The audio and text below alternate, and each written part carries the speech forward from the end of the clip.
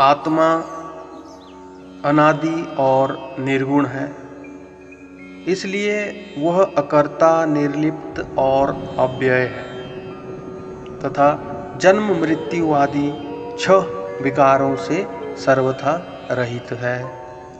क्योंकि आत्मा की किसी भी काल में नई उत्पत्ति नहीं होती है और वह सदा से ही होता है, इसलिए आत्मा को भगवान ने अनादि कहा है।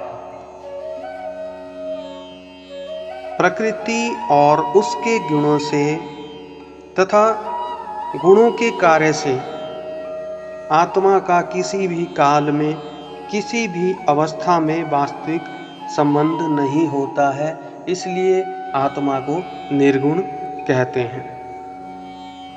इस वीडियो में हम बात करने वाले हैं शरीर में स्थित होने पर भी आत्मा लिप्त क्यों नहीं होता है, जिसके लिए भगवान ने आकाश का दृष्टांत दिया है। आप हमारे साथ इस धार्मिक चर्चा में बने रहिए। अगर आपने हमारा चैनल सब्सक्राइब नहीं किया है तो चैनल को सब्सक्राइब कर लीजिए, ताकि हमारी आने वाली हर वीडियो की नोटिफिकेशन आपको मिल सके। जय श्री कृष्ण। भगवान श्री कृष्ण अर्जुन से कहते हैं,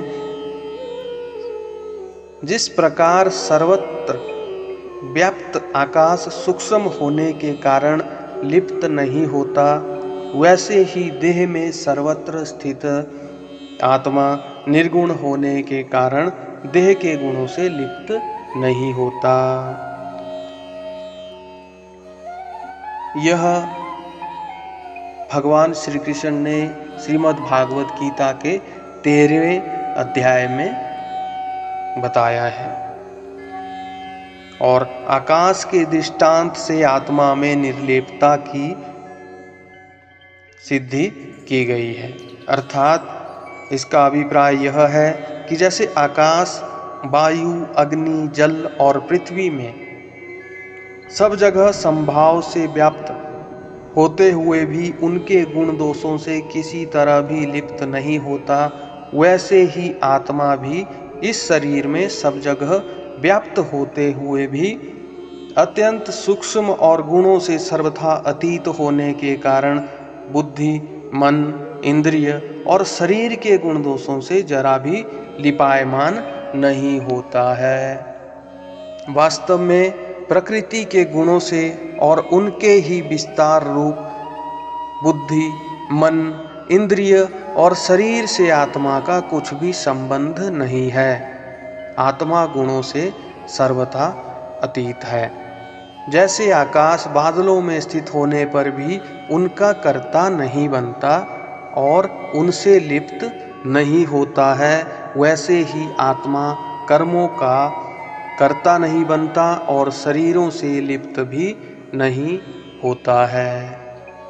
भगवान श्री कृष्ण श्रीमद् भागवत गीता के 13वें अध्याय में अर्जुन से कहते हैं, हे अर्जुन, जिस प्रकार एक ही सूर्य इस संपूर्ण ब्रह्मांड को प्रकाशित करता है, उसी प्रकार एक ही आत्मा संपूर्ण क्षेत्र को प्रकाशित करता है। यहाँ सूर्य का दृष्टांत देकर आत्मा में अकर्तापन की और आत्मा के अद्वैत भाव की सिद्धि की गई है। अभिप्राय यह है कि जिस प्रकार एक ही सूर्य संपूर्ण ब्रह्मांड को प्रकाशित करता है, उसी प्रकार एक ही आत्मा समस्त क्षेत्र को, यानी 5वें और 6ठे श्लोक में विकार सहित क्षेत्र के नाम से जिसके स्वरूप का भगवान ने श्रीमद् भागवत गीता के 13वें अध्याय में वर्णन किया है, उस समस्त जड़ वर्ग को प्रकाशित करता है, यानी कि उसको और सबको सत्ता स्फूर्ति देता है तथा भिन्न भिन्न अंतकरणों के संबंध से भिन्न भिन्न शरीरों में उसका भिन्न भिन्न प्राकट्य होता सा देखा जाता है।